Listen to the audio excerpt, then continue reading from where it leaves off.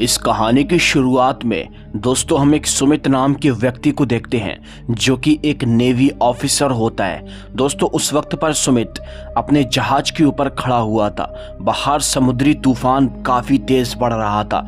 समुद्र की लहरें काफ़ी उफान पे थीं। इसीलिए जो वहाँ पर सुमित का दूसरा साथी होता है वो सुमित से बोलता है कि तुम जहाज के अंदर चलो, तूफान काफ़ी तेज बढ़ रहा है, ये बिल्कुल भी ठीक नहीं है। लेकिन सुमित दोस्तों अपने साथी से बोलता है कि मुझे तो इन तूफानों की आदत पड़ चुकी है, मैंने कई ऐसे बड़े बड़े तूफानों को पार किया है। जिसके बाद में दोस्तों वो आदमी वहाँ से अंदर जहाज के अंदर चला जाता है। अब जब वो आदमी अंदर होता है तो उसे अचानक से किसी के घुर्राने की आवाज़ सुनाई देती है। उसे कुछ भी समझ में नहीं आता कि आखिर इसके अंदर कौन आ गया है। अब तभी दोस्तों वो जो वहाँ पर छोटी सी खिड़की बनी होती है वो उस खिड़की से पानी का नज़ारा देखने की कोशिश करता है। दोस्तों वो जैसे ही पानी का नज़ारा देखता है तो उसे पानी के अंदर एक खतरनाक शैतानी जलपरी दिखाई देती है। वो जलपरी एकदम से पानी के बाहर निकलती है और उस आदमी को अपने साथ समुद्र में खींच कर लेकर चली जाती है। जी हाँ दोस्तों, अब कुछ ही देर के बाद हम देखते हैं कि सुमित भी जहाज के अंदर प्रवेश करता है। वो देखता है कि उसका साथी यहाँ पर नहीं है। ऊपर से लाइट ब्लिंक हो रही थी, वो लाइट को ठीक करता है और अब साथ ही साथ दोस्तों वो उस काली रात को बड़ी ही मुश्किल से गुजार लेता है। वो रात बीत जाती है। फिर अगली सुबह दोस्तों हम देखते हैं कि सुमित की घरवाली का उसे कॉल आता है जिसका नाम मीनू होता है। मीनू उसे कॉल करती है और पूछती है कि आखिर तुम घर कब तक आओगे। तो सुमित उससे बोलता है कि मैं 1 हफ्ते के बाद तुम्हारे पास दिखूंगा। अब दोस्तों 6 महीने से सुमित अपनी ड्यूटी कर रहा था और मीनू को काफ़ी अकेलापन सा फील हो रहा था, इसीलिए वो उसे बहुत याद कर रही थी। लेकिन सुमित उससे वादा करता है कि वो 1 हफ्ते के बाद उसके पास में ज़रूर आएगा। फिर तभी अगले ही सीन में हमें मीनू को दिखाया जाता है जो कि पूरे घर के अंदर अकेली रहती है। उसके पास में एक छोटा सा बाउल भी है जिसके अंदर वो एक मछली को भी पाले हुए है। अब मीनू उस मछली के पास में बैठी थी कि अचानक से उसका घर का दरवाज़ा कोई बजाता है। ये देखकर वो शौक हो जाती है कि आखिर कौन आया होगा। वो फौरन ही घर का दरवाज़ा खोलने के लिए जाती है, लेकिन बाहर दोस्तों कोई भी मौजूद नहीं होता है। वो ये देखने की बार बार कोशिश कर रही थी कि आखिर यहाँ पर कौन है, लेकिन फिर उसके पीछे से कोई चलता हुआ आता है और चुपचाप से घर के अंदर घुस जाता है। फिर दोस्तों उसके पीछे से फिर से कोई चलता हुआ आता है और जैसे ही मीनू पलट कर देखती है तो दोस्तों उसकी आंखें फटी की फटी रह जाती हैं, क्योंकि बाहर उसका पति सुमित होता है। अब वो सुमित से सवाल करना शुरू कर देती है कि तुम तो 1 हफ्ते के बाद आने वाले थे, तो फिर आज कैसे आ गए। सुमित बोलता है कि मैं तुम्हें सरप्राइज देना चाहता था, इसीलिए मैंने तुम्हें कुछ भी नहीं बताया। अब तभी दोस्तों सुमित उसे उठाकर अपने ऊपर वाले कमरे में लेकर जा रहा था कि तभी हम देखते हैं कि सुमित जो बैग लेकर आया हुआ था, यानी कि जो ट्रॉली बैग वो लेकर आया हुआ था, उस बैग से समुद्र का पानी टपकना शुरू हो जाता है। ये चीज़ क्यों हो रही थी आपको आगे पता चलेगा। सुमित मीनू को ऊपर लेकर जाता है और उसे काफ़ी प्यार से बात करता है, क्योंकि काफ़ी महीने बीत चुके थे।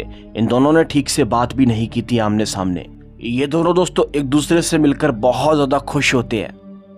अब तभी हमको रात के वक्त का सीन दिखाया जाता है। रात के वक्त पर दोनों ही पति पत्नी अपने कमरे के अंदर सो रहे थे कि गई रात को यहाँ पर सुमित की आंख खुलती है। वो पाता है कि मीनू उसके बगल में नहीं सोई है। अब अचानक से उसे शावर चलने की आवाज़ सुनाई देती है। वो फौरन ही बाथरूम के अंदर जाता है तो पाता है कि उसकी पत्नी मीनू शावर के आगे खड़ी हुई है। ये देखकर वो बहुत शौक हो जाता है। वो मीनू के करीब जाता है और उससे पूछता है कि तुम यहाँ क्या कर रही हो, लेकिन मीनू के पास इसका कोई जवाब नहीं होता। वो बोलती है कि शायद मैं नींद में चलकर यहाँ पर आ गई हूँ। अब तभी दोस्तों सुमित उसे अपने साथ में वापस से कमरे के अंदर लेकर आता है। फिर तभी यहाँ पर अगली सुबह हो जाती है। अगली सुबह हम देखते हैं कि मीनू का बर्ताव काफ़ी बदला बदला सा लग रहा था। वो सुमित से कुछ अजीब अजीब सी बातें कर रही थी। वो सुमित की आंखों पर लाल पट्टी बांध देती है और बोलती है कि मुझे ढूंढ कर दिखाओ। अब सुमित दोस्तों से जगह जगह ढूंढने की कोशिश करता है। दरअसल वो लुक्का छुपी खेलने की कोशिश कर रही थी। इसी दौरान दोस्तों मीनू एक छोटे से तहखाने के अंदर जाकर छिपना चाहती है, लेकिन अचानक से वो पाती है कि उस तहखाने के अंदर एक खतरनाक सा दिखने वाला दानव उसे दिखाई देता है। जिसके बाद वो डर के मारे बाहर आती है और यहाँ पर काफ़ी ज़ोर से चिल्लाती है। सुमित उससे पूछता है कि आखिर तुम्हें क्या हो गया है, लेकिन वो इसके बारे में कुछ नहीं बताती। वो बोलती है कि मैंने एक कॉकरोच देखा था। अब देखो बड़ी अजीब बात है ना कि उसने उस दानव को देखा, फिर भी अपने पति को उसके बारे में कुछ नहीं बताया। दोस्तों अब तभी हमें अगली रात का सीन दिखाया जाता है। अगली रात को फिर दोनों पति पत्नी अपने कमरे के अंदर सो रहे होते हैं कि अचानक से हम देखते हैं कि इनके दरवाजे से एक खतरनाक सा दिखने वाला दानव इनके रूम के अंदर प्रवेश करता है, जो कि बहुत ज़्यादा खतरनाक दिख रहा था। इस दानव को हम समुद्री दानव भी बोल सकते हैं, ये समुद्र में पाया जाता है। अब दोस्तों वो दानव जैसे ही यहाँ पर प्रवेश करता है तो सबसे पहले दोस्तों वो मीनू को अपने वश में कर लेता है, उसे पूरी तरह से पोजेस कर लेता है और दोस्तों वो पूरे कमरे के अंदर पानी भर देता है, विच मीन्स कि सारे कमरे के अंदर पानी आ गया हो, जैसे कि नदी बह रही हो। और वो दानव उसे अपनी गोदी में उठाकर यहाँ से ले जाने की कोशिश करता है। इसी बीच सुमित की आंख खुल जाती है। सुमित उठता है तो अपनी पूरी कोशिश करता है पानी के अंदर तैरने की और अपनी बीवी को बचाने की, लेकिन दोस्तों वो दानव सुमित को फौरन ही दूर फेंक कर उसकी पत्नी को लेकर चला जाता है। और बस इसी मौके पर सुमित की यहाँ पर आंख खुलती है, विच मीन्स कि ये एक बुरा सपना था। सुमित को तो ऐसा ही लग रहा था कि शायद जो कुछ भी उसने देखा वो एकदम सच था, लेकिन उसकी पत्नी उससे बोलती है कि तुमने कोई बुरा सपना देखा होगा, ये दानव वानव हकीकत में कोई नहीं होते। अब एनीवेज गाइस, कुछ देर बाद का हमको सीन दिखाया जाता है। सुमित के घर पर एक काम वाली बाई आती है जो कि काफ़ी सालों से इन्हीं के घर के अंदर काम कर रही थी, लेकिन कुछ टाइम के लिए वो छुट्टी पर थी। वो यहाँ पर आती है तो मीनू उसे पहचानने से ही इनकार कर देती है, जैसे कि वो उसे जानती नहीं हो। तभी सुमित वहाँ पर आता है और बोलता है कि तुम इस पर गुस्सा मत करो, ये कुछ छुट्टी पर गई हुई थी और अब दोबारा किसे वापस आ चुकी है। वो काम वाली बाई काम करना शुरू कर देती है, बट वो ये चीज़ें देखकर बहुत हैरान थी कि आखिर ये मैम साहब ने मुझे पहचानने से कैसे इनकार कर दिया। अब तभी हम देखते हैं कि सुमित को कुछ ज़रूरी काम से बाहर जाना था, इसीलिए वो जाने की कोशिश करता है, लेकिन उसकी पत्नी रोमांटिक मूड बनाती है और वो दोस्तों फौरन ही ये बोलकर उससे चला जाता है कि वो थोड़ी देर में घर वापस आ जाएगा। अब हम मीनू को देखते हैं जो कि उस काम वाली बाई को बड़ी गौर से देखते हुए ऊपर की ओर जाने की कोशिश करती है। दोस्तों हकीकत में ऐसा लग रहा था जैसे कि मीनू उसे पहचान नहीं पा रही हो, बट ऐसा कैसे हो सकता है, ये तो काफ़ी सालों से इन्हीं के घर के अंदर काम किया करती थी। अब तभी हम देखते हैं उस काम वाली बाई को जो कि काम करते करते उसी बाउल के पास में पहुंचती है। वो पाती है कि उस पानी के अंदर एक मछली तैर रही है और दोस्तों जैसी वो उस मछली को देखती है तो उसे मीनू का चेहरा दिखाई देता है। वो समझ जाती है कि ये जो औरत इस घर के अंदर घूम रही है ये असली मीनू नहीं है, असली मीनू तो ये मछली बन चुकी है। जी हाँ दोस्तों, वो काम वाली बाई फैसला करती है कि वो सारी बातें यहाँ पर सुमित को बता देगी, लेकिन वो जैसी दोस्तों कमरे की सफाई करने के लिए अंदर जाने की कोशिश करती है तो पाती है कि कमरे के अंदर पूरा पानी हो चुका है और वो जो शैतानी जलपरी होती है वो उसे अंदर की ओर को खींच लेती है और उसे जान से मारकर खत्म कर देती है। कुछ देर के बाद दोस्तों हम देखते हैं सुमित वापस से अपने घर पर आता है और अपनी पत्नी मीनू को आवाज़ लगाता है। कुछ देर के बाद मीनू उसके सामने आती है, वो पूछती है कि तुम इतनी जल्दी कैसे लौटा है। तो सुमित उससे बोलता है कि मैं अपना मोबाइल फ़ोन भूल गया था और अब मैं नहीं जा रहा हूँ। अब सुमित उससे पूछता है कि वो काम वाली बाई जो आई थी वो कहाँ चली गई, लेकिन उसकी पत्नी बहाना मारती है और बोलती है कि वो काम बीच में ही छोड़कर अपने घर पर चली गई है। लेकिन ये बात सुमित को कुछ भी हजम नहीं हो रही थी। बेचारा सुमित कहाँ जानता था कि ये जो औरत उसकी पत्नी बने घूम रही है ये उसकी असली पत्नी नहीं, उसकी असली पत्नी को तो इस शैतानी जलपरी ने मछली बना दिया है। जी हाँ दोस्तों, ये एक शैतानी जलपरी है और ये यहाँ पर सुमित को क्यों परेशान कर रही है और इसने मीनू को मछली क्यों बनाया, इसके बारे में आपको आगे पता चलेगा। लेकिन हम इतना जान सकते हैं कि इसने मीनू को मछली कब बनाया। उसी रात को जब मीनू को शावर चलने की आवाज़ सुनाई दी थी तो वो फौरन ही बाथरूम के अंदर गई थी और जब वो बाथरूम के अंदर गई थी तो हम देख नहीं पाए थे कि अचानक से दोस्तों एक जलपरी वहाँ पर बाथ टब से प्रकट हो गई थी और उसने अपनी शक्तियों के जरिए मीनू को मछली बना दिया था। मछली बना के उसे उसी बाउल के अंदर रख दिया और खुद ने मीनू का रूप धारण कर लिया।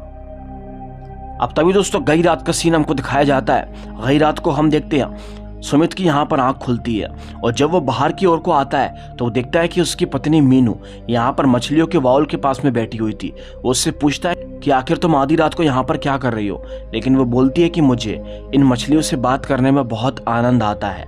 अब दोस्तों जब वो ऐसी बातें कहती है कि अचानक से पीछे से हम देखते हैं वो समुद्री दानव यहाँ पर प्रकट हो जाता है। जी हाँ दोस्तों, सुमित उस दानव को देखकर बहुत शौक हो जाता है और वो अपनी पत्नी को बचाने के लिए आगे आता है। बट अचानक से दोस्तों हम देखते हैं वो शैतानी जलपरी जो कि उसकी पत्नी का रूप लिए हुई थी, वो सुमित के सर पर पीछे से वार करके उसे वहीं पर ही बेहोश कर देती है और खुद जलपरी का रूप धारण करती है, जिसके बाद में वो अपनी शक्तियों के जरिए उस शैतान को रोकने की कोशिश करती है और उसे वहां से भगा देती है।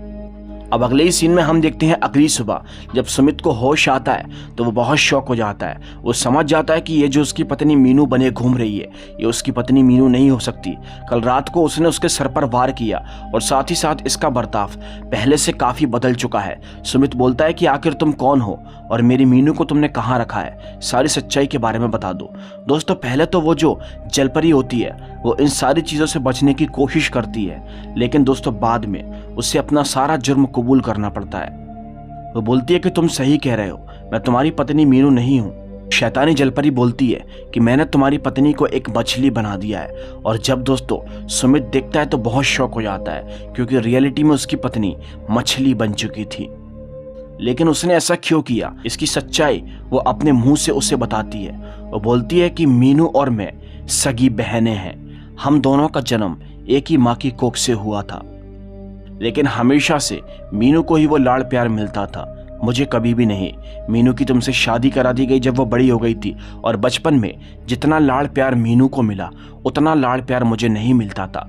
मेरे माँ बाप मुझे ताने दिया करते थे केवल इस मीनू की वजह से, वो सबसे ज़्यादा इसे ही प्यार किया करते थे। इसीलिए एक दिन मैंने पानी में कूदकर अपनी जान दे दी थी, जिसके बाद में समुद्र के लोगों ने मुझे अपना लिया और खुद की तरह एक जलपरी का रूप मुझे उधारण करने के लिए दे दिया। मैं जब शैतानी जलपरी बन गई तो मैंने फैसला कर लिया कि मैं अपनी मौत का बदला जरूर लूंगी। अब दोस्तों वो जलपरी उस बाउल का पानी कम करने की कोशिश करती है जिससे कि दोस्तों मीनू तड़प तड़प कर उसी पानी के अंदर मर जाए, लेकिन इसी बीच सुमित उसे रोकने की कोशिश करता है। बट कहाँ एक साधारण सा इंसान उसकी शक्तियों का मुकाबला कैसे कर सकता था। वो जो शैतानी जलपरी होती है वो सुमित को रोकने की कोशिश करती है। सुमित एक छोटे से डब्बे के अंदर उस पानी को भर लेता है और अपनी पत्नी को बचाने की कोशिश करता है, लेकिन दोस्तों वो जलपरी उसे अपनी शक्तियों के जरिए मारना चाहती है। अब इसी बीच यहाँ पर वो समुद्री दानव भी प्रकट होता है और इन दोनों के अंदर लड़ाई होना शुरू हो जाती है। समुद्री दानव उस शैतानी जलपरी की शक्तियों के आगे कमजोर पड़ता जा रहा था। वो दानव जमीन पर गिर जाता है और सुमित से बोलता है कि अगर तुम्हें इस जलपरी को रोकना है तो उसके गले के अंदर से उस माला को निकाल लो, इसकी शक्तियां कम हो जाएंगी। और सुमित दोस्तों कुछ ऐसा ही करता है, चुपके से उसके करीब जाता है और उसके गले के अंदर से उस माला को निकाल लेता है, जिसके बाद में उस जलपरी की शक्तियां कमजोर हो जाती हैं और वो जो समुद्री दानव होता है वो उसे अपनी शक्तियों के जरिए रोक लेता है। और जिसके बाद में वो उससे कहता है कि तुमने अपनी पत्नी की जान को बचाया, इसीलिए मैं तुम लोगों से बहुत प्रसन्न हुआ। अब मैं तुम्हारी पत्नी को सही सलामत जिंदा कर देता हूँ। उस समुद्री दानव दोस्तों इन दोनों को कुछ भी नहीं करता और बल्कि वो मीनू को सही सलामत मछली से इंसान बना देता है। अब वो समुद्री दानव दोस्तों उस जलपरी को लेकर वहां से चला जाता है क्योंकि जलपरी उसी की पत्नी होती है। जी हाँ दोस्तों, मीनू और सुमित एकदम ठीक हो जाते हैं और इनकी लाइफ में खुशियां वापस आती हैं। बस इसी के साथ ये कहानी यहीं पर ही खत्म होती है। अगर आपको वीडियो अच्छी लगी हो तो लाइक करके चैनल को सब्सक्राइब कर देना। मैं आपसे मिलूंगा एक और दिल दहला देने वाली कहानी के साथ। तब तक के लिए बाय एंड सी।